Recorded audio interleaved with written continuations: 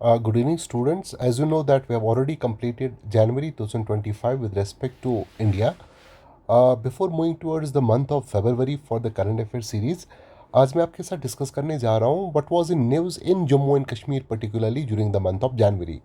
So let me start with the first topic.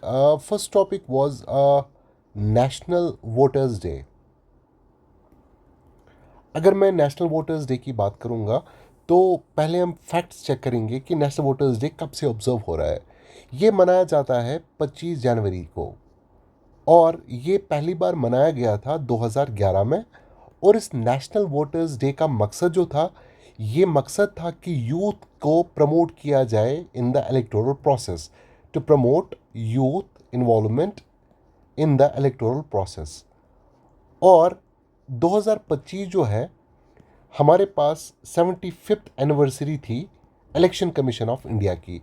You know that हमारे पास Indian constitution में एक constitutional body है जिसका नाम है इलेक्शन कमीशन ऑफ इंडिया, जो आर्टिकल 324 में आता है। इलेक्शन कमीशन ऑफ इंडिया जो है, इसका मकसद है इंडिया में इम्पार्शल ट्रांसपेरेंट इलेक्शंस कंडक्ट करवाना, चाहे लोकसभा के, राज्यसभा के, प्रेसिडेंट के, वाइस प्रेसिडेंट के, एमएलएज के या एमएलसीज के। दो इलेक्शन स्टेट इलेक्शन कमीशन करवाता है, एक आपका पंचायत और दूसरा आपका म्यूनसिपैलिटी। 2025 जो है, इस दिन हम मना रहे थे 75th anniversary of election commission of India. अब जो ये 25 जनवरी का दिन है, इसका थीम इस साल जो था 2025 में, it was nothing like voting, I vote for sure. और ये पूरे हिंदुस्तान में मनाया गया। और जम्मू एंड कश्मीर में ऑनरेबल चीफ सेक्रेटरी सर जो थे, उन्होंने प्लेज किया वोटर का जो थीम था हमारा, उन्होंने प्लेज किया ये सिविल सेक्रेटरीट में, और पार्टिसिपेंट्स को अर्ज किया कि वो कमिटमेंट दिखाए टुवर्ड्स द डेमोक्रेसी। और दूसरा, हमें अपना वोट फियरलेसली कास्ट करना चाहिए। So this was first topic that was in news at the national level as well as at the state level, and this was about national voters day. 25 जनवरी को हर साल मनाया जाता है, 2011 को पहली बार मनाया गया था। मकसद है इसका कि हम यूथ की पार्टिसिपेशन को इंक्रीज करें इन द इलेक्टोरल प्रोसेस। और इस साल जो हम 75th एनिवर्सरी मना रहे थे इलेक्शन कमीशन ऑफ इंडिया की, और इसका थीम जो था, that was nothing like voting, I vote for sure. I'll come to topic number second that was in news. It was about chinar trees. सो दूसरा topic जो न्यूज़ में था, that was about Chinar trees. अगर हम देखेंगे, चिनार tree जो है, जिसको हम लोकली कहते हैं बून, ये हमारी जम्मू एंड कश्मीर की हेरिटेज का एक अहम हिस्सा है। ये मेनली जो है, it is a deciduous tree. जब आप ज्योग्राफी में पढ़ेंगे डिफरेंट टाइप्स ऑफ फॉरेस्ट्स, तो it's a deciduous tree, that means it shades it's leaves. और तीसरी चीज़ है, इसकी हाइट जो है ना, मेनली इसकी हाइट जो है, it is up to 30 metres. और विंटर में इसकी लीव जो होती है ना, दैट इज गोल्डन रेड। अब ये न्यूज़ में क्यों था? हमारे यहाँ J&K फॉरेस्ट डिपार्टमेंट और Jammu and Kashmir forest research institute, J&K forest research institute ने क्या किया, उन्होंने एक इनिशिएटिव स्टार्ट किया जिसमें चिनार ट्रीज को एक यूनिक आधार नंबर असाइन किया गया। अब ये जो आधार नंबर असाइन किया गया, इसका क्या मकसद है? आपने देखा होगा पिछले कुछ टाइम में चिनार ट्रीज का जो नंबर है, वो बहुत कम हुआ है। और इस प्रोजेक्ट के तहत हमने क्या किया, 28,560 चिनार ट्रीज को पहले हमने जियो टैग किया। हमने इनके फोटोग्राफ्स उठाए, उनका लैट लॉन्ग मेजर किया। उसके बाद हमने क्या किया, हमने इन चिनार ट्रीज पे एक क्यूआर कोड असाइन किया। और क्यूआर कोड जो है, उस क्यूआर कोड के साथ साथ हमने इन चिनार ट्रीज को एक आधार नंबर भी दिया। अब इसमें इस क्यूआर कोड में क्या है, क्रिटिकल डिटेल्स है, लाइक ट्री की लोकेशन कहाँ पे है, ट्री की हाइट क्या है, ट्री की गर्थ कितनी है, ट्री का हेल्थ स्टेटस क्या है, इस ट्री का इकोलॉजिकल थ्रेट क्या है, इस ट्री में कौन कौन से पेस्टिस मौजूद है। और ये हमने इसलिए इनिशिएट किया ये इनिशिएटिव, ताकि हम इन ट्रीज़ को कंजर्व कर पाए। और जो आधार नंबर इनको असाइन किया गया है, ये असाइन किया गया 2021 टू 2023। और इससे हमें एक और चीज़ का पता चला कि हम चिनार ट्रीज़ का एक कैटलॉग बनाते हैं जिसमें हमें पूरा पता है कि चिनार हमारे कहाँ कहाँ पे हैं, इनका यूनिक नंबर हमारे पास है, इनका स्टेटस हमारे पास है। So this was also in news in the month of January 2025। और तीसरी चीज़ जो न्यूज़ में थी, यू नो दैट मैंने इससे पहले भी करंट अफेयर में कवर किया, जनवरी 26 जो है ना, that is celebrated as Republic day.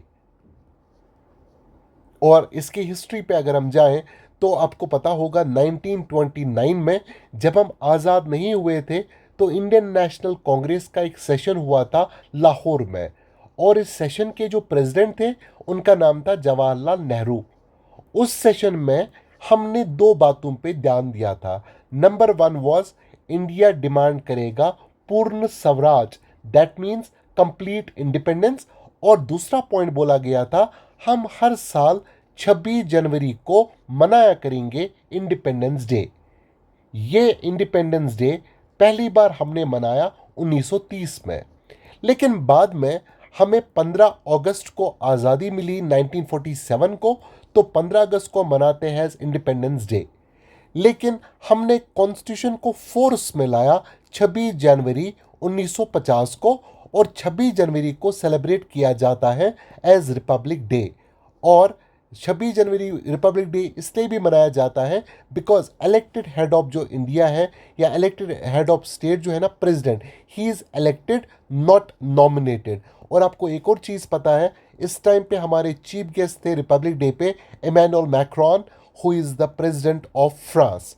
अब जे में 26 जनवरी के दिन हमारे एलजी सर ने परेड को सल्यूट किया था या परेड को प्रिजाइड किया था, और उन्होंने सलामी ली थी मौलाना आज़ाद स्टेडियम जम्मू में। और इसी के साथ साथ हमारे जो चीफ गेस्ट थे वहाँ पे, he was honourable CM of the Jammu and Kashmir UT. इसी तरह से इस टाइम पे डायरेक्शंस थी, सिक्योरिटी अपरेट्स को बड़ा स्ट्रॉन्ग किया गया था, सब डिविजनल ऑफिसर्स एसएचओज को इंस्ट्रक्ट किया गया था ताकि हमारा लॉ एंड ऑर्डर जो है वो मेंटेन हो पाए। प्लस नाकाज या vehicle check points were established ताकि कोई अनटूवर्ड इंसिडेंट वाकया ना हो। इसी तरह से हमारे पास सिक्योरिटी फोर्सेस जो है, चाहे इंटरनेशनल बॉर्डर हो हमारा, चाहे एलओसी हो हमारा, वो चाकू चौबंद थे ताकि कोई अनटूवर्ड इंसिडेंट पेश ना आए। इसी तरह से एक और न्यूज़ जो जनवरी में जम्मू एंड कश्मीर में चल रही थी, that was regarding PM Svanidhi plates जो डिस्ट्रीब्यूट किए गए स्ट्रीट वेंडर्स में। अब आपका सवाल होगा ये स्वनिधि है क्या? बेसिकली कोविड के बाद हमारे ऑनरेबल प्राइम मिनिस्टर ने एक स्कीम लॉन्च की जिसका नाम था पीएम स्वनिधि। और इस स्कीम के तहत इसको पहले इंप्लीमेंट करता है ministry of housing and urban development.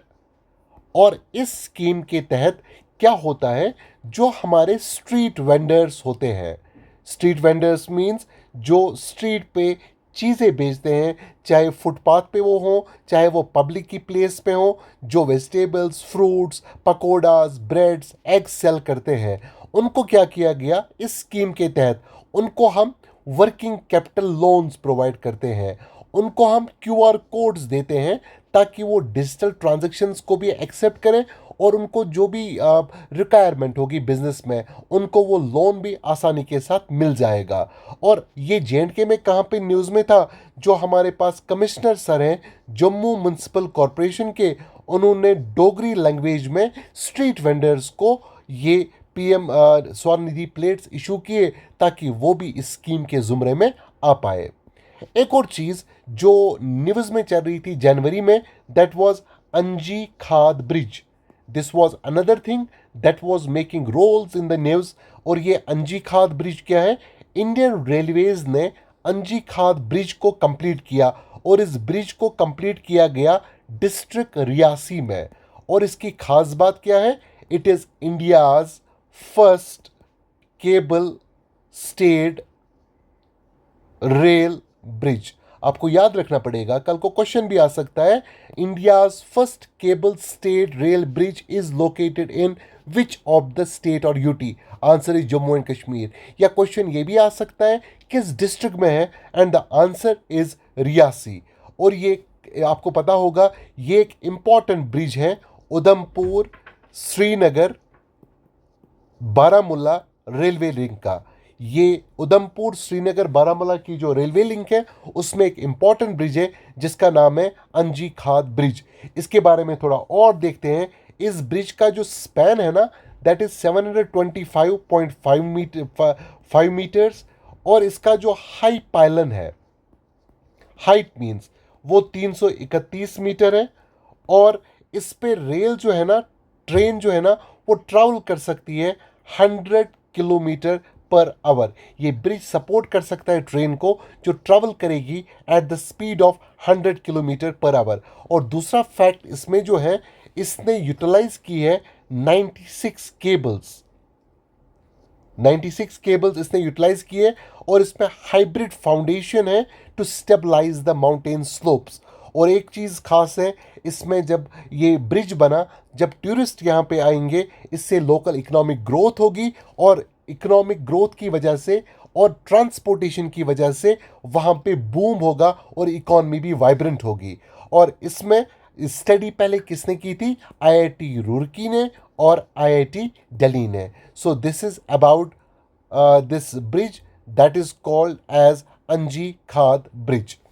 एक और चीज़ जो जम्मू एंड कश्मीर में राउंड कर रही थी, इस पे हमने ऑलरेडी बात की है। Honourable prime minister inaugurated Z Morh tunnel, और इसको इनॉग्रेट किया ऑनरेबल प्राइम मिनिस्टर ने 13 जनवरी 2025 को। और ये एक स्ट्रेटजिक कॉरिडोर है बिटवीन कश्मीर एंड लद्दाख। और इसके बारे में मैंने परसों भी आपसे बात की थी। ये किस डिस्ट्रिक्ट में आती है Z Morh tunnel? The answer is Ganderbal district which is in the central Kashmir. और मैंने आपको पहले भी कहा था कि पहले कंगन से सोनमर्ग जो है विंटर में रास्ता बहुत बंद रहता था, स्नो एवलांचेस होते थे, वहाँ पे टूरिज्म बंद रहता था। इस ज़ड-मोर टनल के खुलने से एक ऑल वेदर कनेक्टिविटी रहेगी बिटवीन कंगन, सोनमर्ग, कश्मीर, लद्दाख। और ये स्ट्रेटजिक रूट है जो हमारी आर्मड फोर्सेस के भी काम आएगा। और तीसरी चीज़ इंपॉर्टेंट है, इसमें हमने एडवेंचर टूरिज्म जो थजवास ग्लेशियर का है ऑन सिंध रिवर, वो भी बूस्ट हो जाएगा। अब ये इसका कॉस्ट जो है इट वाज 2680 करोड़। इसकी लेंथ जो है इट इज़ 6.5 किलोमीटर। और इसमें एक खास चीज़ है दैट इज़ जोजिला टनल। ये एशिया की लॉन्गेस्ट टनल जो है, it will reduce the distance between Ganderbal and Kargil by 3 hours to near about 20 minutes. एक और टनल ज़ड-मोर के आगे बन रही है, वो भी इंशाल्लाह इनॉग्रेट होगी जल्दी, दैट इज़ जोजिला टनल। और ये ट्रैवल टाइम को रिड्यूस करेगी 3 घंटे से 20 मिनट तक। So this was also in news during the month. एक और चीज़ जो यहाँ पे न्यूज़ में थी कश्मीर में, that was about Vande Bharat. आपने देखा होगा रिसेंटली ऑनरेबल प्राइम मिनिस्टर ने इसको इनॉग्रेट किया।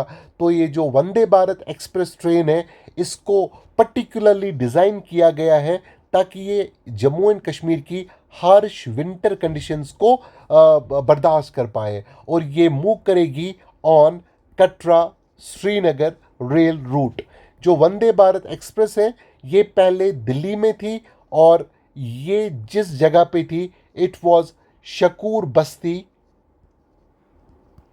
कोचिंग डिपोट जो न्यू दिल्ली में है। और इसमें दूसरा खास पॉइंट जो है, इसमें एडवांस हीटिंग सिस्टम है ताकि ये जो कम टेम्परेचर होगा उसमें freezing of water does not take place. और बायो टॉयलेट टैंक जो है ना वो भी इसमें इंस्टॉल है।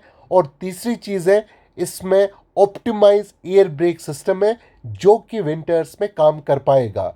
और इसमें हर कोई एमिनिटी है, जैसे इसमें फुल्ली एसी कोचेज़ हैं। एक और ख़ास चीज़ है, इसमें प्लग डोर्स हैं और मोबाइल चार्जिंग सॉकेट्स भी इसमें मौजूद है। और ये कश्मीर को लिंक करेगी with the rest of the country. अगर हम वंदे भारत ट्रेन्स की बात करें, वंदे भारत ट्रेन्स में ख़ास बात यह है, ये एक इंडिजीनस डिज़ाइन ट्रेन है, यानी इसको हमने अपने देश में खुद बनाया है। It is a self propellant train. और तीसरी चीज़ है, पहली वंदे भारत जो है वो मैन्युफैक्चर हुई थी इंटीग्रल कोच फैक्ट्री चेन्नई में। ये क्वेश्चन पूछा जा सकता है, पहली वंदे भारत ट्रेन कहाँ पे बनी थी? तो the answer is integral coach factory that is in Chennai. और ये हम बना रहे हैं under the heading make in India, जो हमने नारा लगाया था 2014 में। So this Vande Bharat project is under the domain of Make in India program and it is made at the cost of 100 crore rupees। एक और चीज़ जो अगर हम इसमें थोड़ा एक पॉइंट और मैं ऐड करना चाहूँगा, इंडिया की रेलवे जो है वो पहली बार एस्टैब्लिश हुई 1853 में। आपको पता ही है अंग्रेज़ों के ज़माने में it ran from Bombay to Thane. और इंडिया जो है it has third largest railway network in the world after China and USA. एक और चीज़ जो जम्मू एंड कश्मीर में न्यूज़ में थी during the month of this January, it was HMPV ICU ward जो सेटअप किया गया था जम्मू में। तो जम्मू में हमने एक वार्ड सेटअप किया था फॉर ह्यूमन मेटा नमूनिया वायरस। जब पूरे मुल्क में केसेस बढ़ रहे थे तो हमने एक सेपरेट वार्ड सेटअप किया था इन जम्मू। और ये HMPV वायरस जो है, मैंने आपको कहा ये पहले ही दुनिया में था। इसमें जब केसेस ज़्यादा बढ़ने लगे चाइना में या बाकी दुनिया के मुल्कों में, इससे क्या होता है, माइल्ड अपर रेस्पिरेटरी इन्फेक्शंस होते हैं। और हमारे मुल्क में 6 केसेस जब डिटेक्ट हुए तो हमने प्रिकॉशनरी मेजर में हमने इसके लिए अलग वार्ड बनाया and that ward was in Jammu. अब ये HMPV वायरस जो है ये पहली बार डिस्कवर हुआ था 2001 में और ये डिस्कवर हुआ था नेदरलैंड्स में। और ये लिमिट चाइना में नहीं है, पूरी दुनिया में है। और इसमें जो ज़्यादातर होता है cough symptoms, fever, running nose, wheezing, और इसके ज़्यादा असरात बच्चों में होते हैं। और जो हमारे पास इम्यूनो कंप्रोमाइज्ड इंडिविजुअल्स होते हैं उनमें भी इसके जो डिपेंड सिम्टम्स हैं वो पाए जाते हैं। एक और चीज़ जो न्यूज़ में थी दैट वाज सुप्रीम कोर्ट ने प्रपोज किया था आर्मड फोर्सेस ट्रिब्यूनल J&K में सेटअप किया जाए। सुप्रीम कोर्ट ने कहा था जो केसेस हैं रिलेटेड टू आर्मड फोर्सेस वो बहुत ज़्यादा है। और अभी तक ये J&K के केसेस या हिमाचल के केसेस सुने जाते थे चंडीगढ़ में।